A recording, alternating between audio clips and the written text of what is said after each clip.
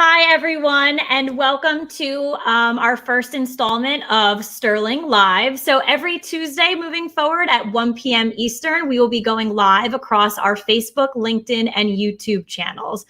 I am so excited to be joined today with Joy Henry, our General Manager of Financial and Business Services.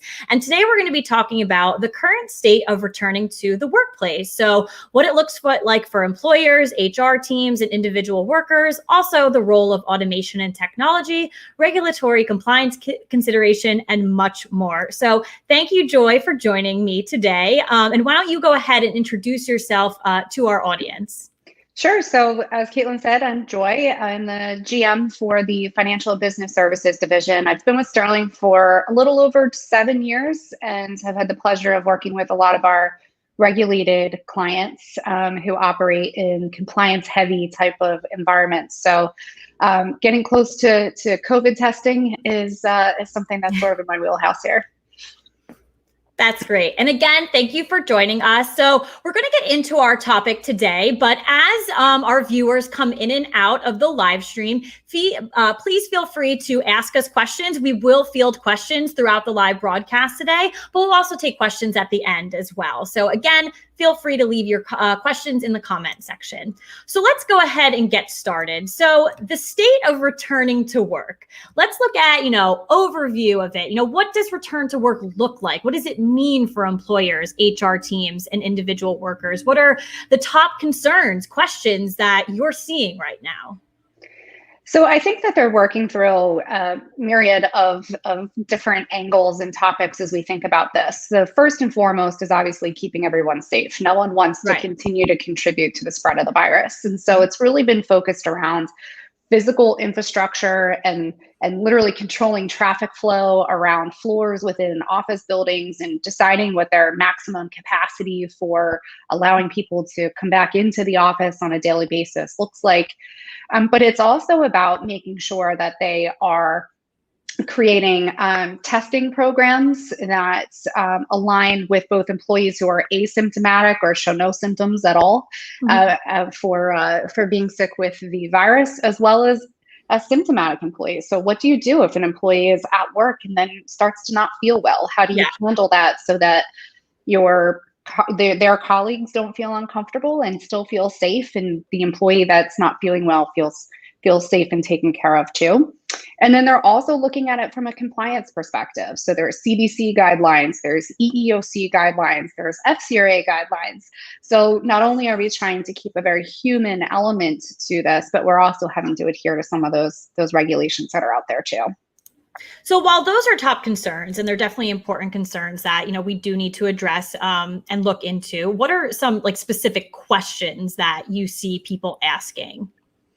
So a lot of it is around how can they work with us or really anyone, or can they self-contain and create a program that enables them to offer options to employees for the types of tests. So as different tests become available, how do they make sure that they know about them and stay on top of them?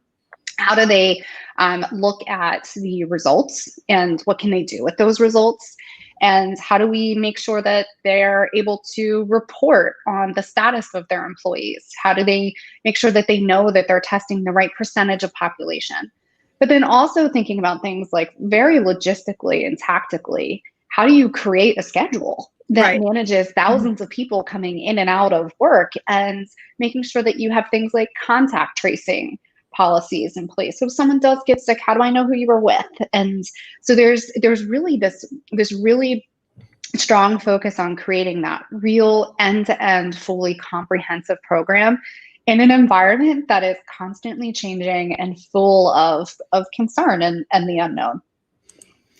Yes. And I think you bring up a great point around scheduling. So interestingly enough, we did poll our LinkedIn audience a couple of weeks ago, and we asked them this question around testing and the cadence of it. So we asked, which COVID-19 testing cadence of employees would make you feel safe going back into the office? So we gave them 4 options. The 4 options were only once a month, once a quarter, and other. So here were the results that we got. So 5% of our LinkedIn audience said only once would they feel comfortable.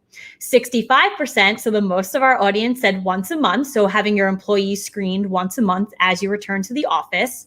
The third option of once a quarter, 15% of our audience said that. And then another 15% said other. So what are your initial thoughts on these poll results that we got on LinkedIn? But then also, what are our clients seeing? And then what is the importance of like a role by role? So what is the cadence difference as we look into different roles, different industries, things like that? Yeah, I think that generally speaking, the statistics or the percentages that you just talked to sort of align with what we're hearing as we talk to clients and prospects. But what you bring up is really important, which is role-based type of frequency as we talk about testing employees. So most employers want to make sure that they have what they call a baseline test. They want to make sure that before an employee enters back into the organization, they have a negative test result. Right. So they're not bringing the virus in. And then we start looking at those different roles within the organization.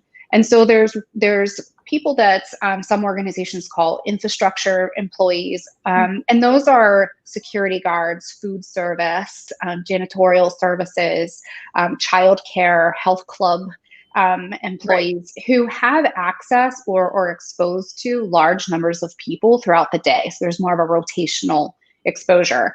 And those infrastructure employees, a lot of firms are testing weekly. And that's because there's an incubation period for the virus. And if you test weekly, you have a very good, strong possibility of picking up the virus early and minimizing the exposure to the people that they interact with.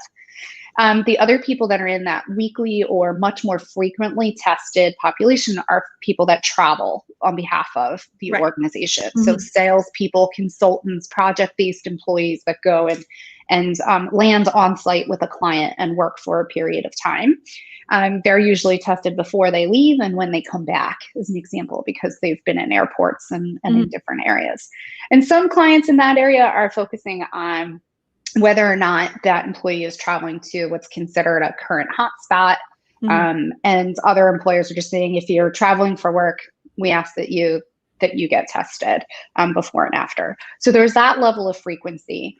And then the vast majority of employers are looking at sort of that bi-weekly or monthly testing, again, depending on the type of organization, how much movement is within your organization. So if you're in a manufacturing environment where people are coming and going in and out, there's shifts, there's more physical movement, then more frequent testing probably makes sense. As well as schools, universities are going back to work. And so there's baseline testing that's happening there. Exactly. Yeah. So, there's that type of role. And then there's also what you would consider your essential staff that you absolutely want in the office. So for a financial services firm, it's all those revenue generators for the firms, or for compliance reasons, people that need to be on a floor transacting in order to make sure that the firm stays compliant. They're probably going to get tested a little bit more often. But for someone like me, where I'm office-based, not traveling, I am, for the most part, self-quarantining and following all of the right CDC guidelines, a lot of employers are leaning towards that monthly testing rotation. Right. And that definitely makes sense. So what is your biggest piece of advice as companies are deciding on the frequency? So as much as you just went into the depth of the role by role and, industry, organization, things like that, they might not just know right off the bat. They're going to have to look in and dig into a lot of different factors. So what is your biggest piece of advice, how to determine those factors? What should they be looking at to ultimately make that frequency decision? Yeah. So I think there's a couple of things. The first thing that is interesting, it always comes out throughout the conversation, but it's not a very specific topic that is necessarily addressed right up front, which is really corporate culture. So what is the employee temperature on being tested in general, right? Like, are they receptive? Would they participate? And really understanding the way in which your organization communicates about that policy. By no means do we want employers to come off as Big Brother or tracking. Right. And so it's really important in the messaging and kind of mapping it back to the culture and care for people first, similar to the way, Sterling kind of approaches everything that we do. Mhm. So that's one piece as you start to think about the program that you're putting in place is really culturally, Mhm. how do you want to integrate this into Yeah. your employees' ecosphere? Yeah. And you're right. We And don't really see that much. I think that's a great point to bring up. yeah. And then I think the other piece is then a lot of organizations then start with that physical setup. So, what Right. can your office Mhm. handle? And getting a real temperature check from your employees on how comfortable they feel. So, we're Mhm. seeing some organizations, as an example, they do voluntary invites back and then they schedule people and they have people come in. And then they really talk to them and they understand, like, how did that feel? Did you feel safe in the elevators? Is there anything that we can change and we can modify? Which really leads to, this is a very fluid program. Yeah. And so what we start with is not what we will likely end up with at any organization or during the conversations. And it's Yeah. really important for us as we start these conversations with organizations to remind them of that we want this to evolve, that we want this to continue to reflect whatever the current state Mhm. of the virus is, and CDC guidelines and all those things. So it's very evolutionary, and we need to come in open to that, because we talk to these companies, it's overwhelming. And Right. I was talking to a company yesterday, and I said, this is one of those situations where it's something that it's kind of good we're not good at it, right? We Right. didn't ever have to deal with this before. Yeah. But we also have to know that this is uncharted for us. Yeah. And Absolutely. so a lot of it is openness to figuring it out as we learn and we move things through, and then that constant communication with your employees, and making sure that they feel connected to the purpose of the program too. Yeah, I think that's great. So, like, the main takeaways there, like trust and open communication, because this is ever developing, and just keeping that constant line of communication open, as things do develop. Yeah. Yeah. So, as things are developing, let's talk a little bit about the role of technology and automation in a testing service, in, as your plans putting together for the return to work. So how does that help? So how does tech and automation help? And then putting together too a tech and human component to things. So that kind Yeah. of brings back before, just what you had just spoken about, the company culture. So that's the Yeah. human component in it as well. So let's talk briefly about that. So I think the key role that sort of technology and automation serves is really enabling consistency, which kind of Right. plays into the employee experience and those comfort levels for the employee. Every time they're invited to go take a test, you want that experience to be controlled. You want it to Mhm. be the same. You want it to become predictable, so that it becomes a part of going to work, which is, I think, how many people are starting to adapt as we walk into stores and we put masks on. It is Right. just something that we do. And so it's I think that technology, in my opinion, technology is playing a real role in adding that level of consistency and Mhm. predictability during a time when that's not always there, and Yeah. we can't always depend on that. Yeah. So that's really from the employee standpoint. Mhm. From the employer standpoint, I think that where technology is really proving to be extremely valuable is around the compliance piece. So making sure that you're presenting all of the right forms to your employees, like HIPAA disclosure Mhm. forms, so that everybody is on the same page as far as what they're being asked to Mhm. complete and who gets to see the results of those tests. Right. Because again, during general screening of individuals, whether they're pre-hire or post-hire background screening, there's disclosure and authorization. Everyone knows where their information is going, but we don't Mhm. necessarily have to fold HIPAA into that, right? All of Exactly. the Yes. time. And so now we've got these new components Mhm. that we want to make sure that everyone feels comfortable with too. And Right. without the use of technology or a platform that's enabled to present that consistent flow and process, you have some exposure and you have some risk there, Mhm. which is something none of us need right now. So if we Yeah. can lean on technology to present all of the right wording and documentation to everyone involved, to make sure we're all clear, I think it's really, really important. Yeah, that's great. And you did touch on compliance. So it's something that we definitely want to talk about as well. So as we're talking about returning to work, so organizations that are going back and, returning to the office, they want to open, but they also want to stay open. So that's the most important thing. So while, we're getting back, we're reopening, we have to stay in compliance, with the applicable laws and regulations. So let's talk a little bit about EEOC COVID-19 testing guidance and other, regulatory compliance areas that we do need to look at. Because again, it's all opening. That's, we're returning to the office, we're returning to work. But the most important thing at the end of the day is remaining open and staying open. Yep. So I think it goes back to that fluidity statement that I said before, right? Which is how we start is not necessarily where we'll be even 2 months from now. And hopefully we're all moving towards a much more return to normal state. But nonetheless, we need to make sure that we stay on top of things. So there's a couple different angles. And I think Angela Preston, who's our counsel and SVP of compliance, did a good overview and kind of hit some points that people want to pay attention to. But there's the state guidelines and making sure that you understand the expectations in the states in which you operate within.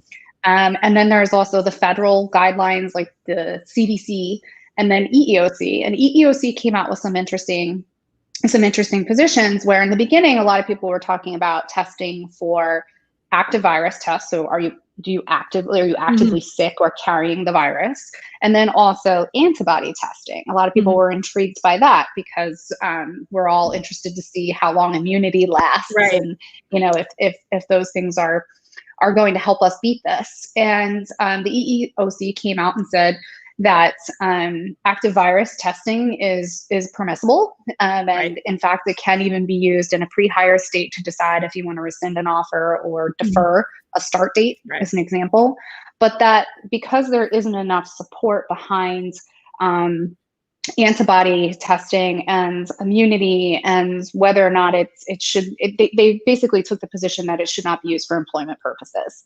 And so making sure that we're always looking at those types of positions as well to make sure we're keeping everybody on the straight and narrow there too, I think is really important. Yeah. No, exactly. And that's great. And it's really, making sure that we're doing all of the right things moving forward. And even though we are adapting and it's, constantly changing and things like that, organizations do just need to stay ahead of it and, make sure they are looking at all of these guidelines and everything new that's coming out, or maybe just adapted, updated, things like that. Yeah. So recently, Sterling did launch our COVID-19 testing program. So, as organizations are defining their return to workplace plans, we've made it a point to say, you don't have to do it by yourself. We're here for that. So discuss the importance of, wrapping it up all into one experience for organizations. What does exactly this mean? And what is the importance of, when you are implementing a testing program and you are looking at your organization end to end, what does it mean, to have that one experience for the organization? So there's sort of two ways that we think about it. We think about it from an administrative perspective, everything from cost center management and reporting and making sure that you're enabling internal business partners of yours, whether you're in HR or occupational health within these organizations, enabling them with information. If you don't have all of that centralized, it is a tremendous amount of work to do to collate and pool all of this information together, and then also make sure that you're only sharing information that you should be sharing, and staying in compliance with HIPAA guidance as well. So I think from an administrative standpoint, really very tactically getting it off the ground and running. If you're working through a few different avenues, it just becomes extremely labor intensive. From a and then like we've talked about already, the employee experience and keeping that really predictable and compliant means that more people feel more comfortable doing it. If I did it once and I know that it's going to be the same the second and the third and the fourth time I do it, then you're set up, I think, for success in that adoption across the employee base. And with a lot of organizations right now where they're able to do it, return to office is voluntary. But I think there is also still a belief that while we've seen some very large global brands go completely remotely based for their employees, there's still a group of industries that are much more productive when they come together. Yeah. And so working with someone to kind of centralize and streamline that program for the employee in that experience drives that adoption and then pulls people back into the office because they believe that there's a very structured, rigid program around keeping people safe. That is great. Again, so as we, move towards the end of this live segment, and you've brought up so many great points, very valuable to, our audience, whether they're, just our LinkedIn followers, our like Facebook, YouTube, subscribers, anything like that, our current clients, partners, anything like that. You have provided some great insight. What is your best advice, and how should organizations, move forward? So what is the next step after today? And then why is it important to have a trusted partner and that end-to-end solution? Well, I think that my answer is maybe your second question. So I think that the move forward recommendation in general is to get help. Is to be educated, get educated, and surround yourself with people that are staying up on the topic and really driving innovation and efficiency, frankly, through this program. So that would be my recommendation, is to reach out to organizations like ours, or if you've got other organizations that you work really closely with, to really kind of partner up and don't try and do this by yourself. There's a lot of experts out there. There's a lot of information out there. Yes. And if you try and interpret that and piece it all together, it becomes overwhelming really quickly. And so I think that partnering with someone that you trust and that has the network and the exposure to help enable effective testing and to gain access to the most compliant information and has the technology to support you and your employees through it, really, I think, can set you up to make sure that you're creating something that's manageable and that's adopted. Absolutely. And I did say this before, and it correlates directly with that. One of our statements, as we move forward with our testing solution, is that you don't have to go at it alone, and you shouldn't have to go at it alone. So we are there to support you, as are there other options as well. So I'm going to take a couple of seconds now and pause for any questions. So any of our live viewers, if you do have any questions for Joy, I will take a second to pause and hold to see. Take about like 20 to 30 seconds or so to see if we have any questions come into queue. Sure. And also, if you have anything that you want to touch on as we wait, feel free. Sure. No, I think it's been very interesting, and as more and more tests become available, I think the other thing that organizations are working through is partnering with the labs and watching them try to get their turnaround times and managing all of the volume. And so I think, again, working with a partner to get you through that, and let someone else manage that piece of it so you can focus on your people, is always a good move. Okay, so at this time, we don't have any questions, but as always, you can ask us questions across any of our social media platforms at any time, even after we are done with this live session. But any final thoughts as we end this, Joy?